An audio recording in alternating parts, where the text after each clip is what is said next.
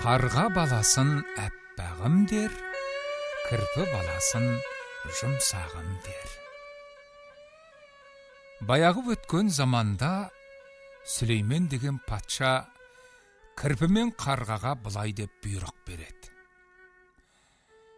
Сен қарға бір күнде жер дүниені аралап бір жақсы сайрайтын құстап, ол құсты менің бас жағыма әкеп отырғызды.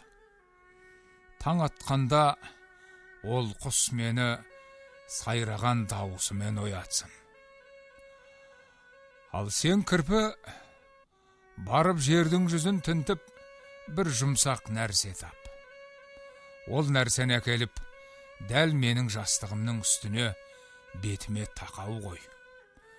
Құстың сайрағанынан оянған кезімде бетім сол жұмсақ нәрсеге тисін.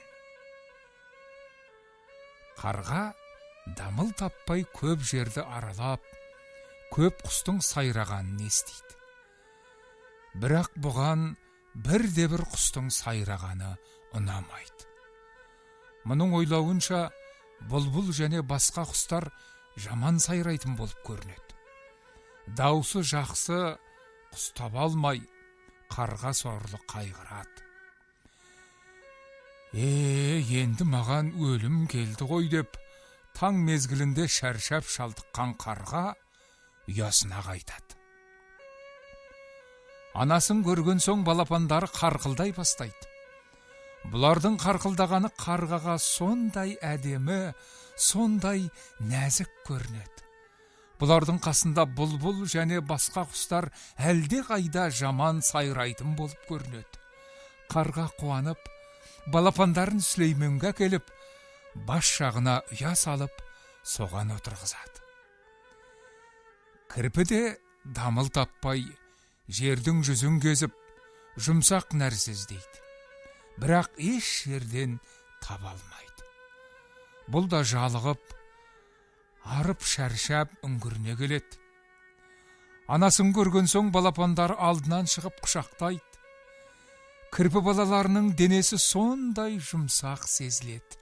Сонда ол жер бетінде менің балаларымнан жұмсақ еш нәрсе болмас деп ойлайды да, балапандарын Сүлейменнің сарайына алып барып, жастығының үстіне жатқызып қояды.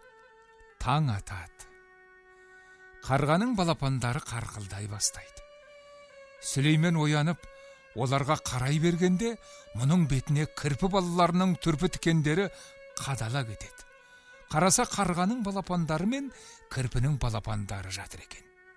Сүлеймен ашуланып, қарға мен кірпіні шақыртып алып, жендеттеріне бұлардың басын кесуге бұйырады. Жазалы болған қарға мен кірпі дат тақсыр дейді. Сонда Сүлеймен патша, айтыңдар даттарыңды дейді. Жазалы екеуі өздері істеген істің бәрін бастан аяқ баян етеді. Сонан соң Сүлеймен патша ойланып отырып, қарға мен кірпіге, әркімге өзінің баласынан артық көрінетіні жоқ екен ғой. Баласы өзіне балдан тәтті, оттан ыстық, күннен жарық, мамықтан да жұмсақ екен ғой деп, қарға мен кірпіні жазадан босатып жіберіпті.